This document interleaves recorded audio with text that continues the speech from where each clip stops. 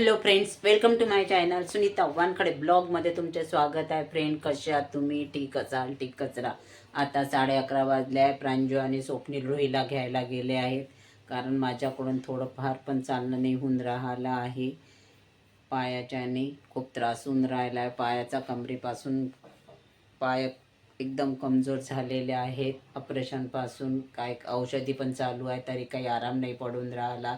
घरातल्या घरातसुद्धा मी जास्त चालू शकत नाही, पण आता नाईलाज आहे. औषधी पण चालू आहे, घरगुती पण इलाज करत राहते. आज आमच्याकडे कथा आहे, कारण ब्राह्मणांची तारीखच नाही मिळाली. आज तो महाराज 3 वाजता येईल म्हणाले, तर 3 वाजता कथा करायची आहे. रुहीला घेऊन प्रांजू आणि स्वप्नील तिकडनंच जाणार आहे पूजेचं सामान आणण्याकरिता. स्वप्नील पण कालच आला दिल्लीवरून आणि प्रांजू पण कालच आली आहे वर्धेवरून. महालक्ष्मीकरता गेली होती. आज आमच्याकडे कथा आहे. सामान आणायला गेला आणि स्वप्नीलला बरं पण नाही आहे. तिकडनं दवाखान्यात जा म्हटलं, पण तो नाही जाणार दवाखान्यात. खूप कंटाळा करतो दवाखान्यात जायसाठी. आत्ता सामान आणलं की 3 वाजता ब्राह्मण येणार आहेत कथा वाचायला.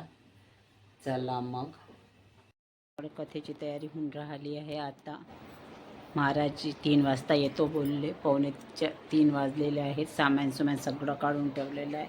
पूजेचं पण सामान आणलं आहे. घरात आरतीचं पण सगळं ताट वगैरे सगळं काढून ठेवलेलं आहे. आमच्या तयाऱ्या वगैरे झालेल्या आहेत सगळ्यांच्या, प्रांजूच्या, स्वप्नीलच्या, रुहीच्या आजोबा पण आता ड्युटीवर गेले, कारण त्यांना सुट्टी देत नाही, सुट्टी मिळत नाही.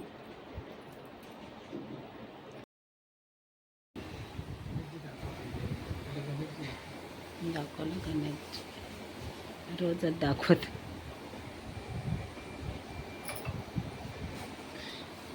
रुई आणि कथेच्या वेळेस झोपली.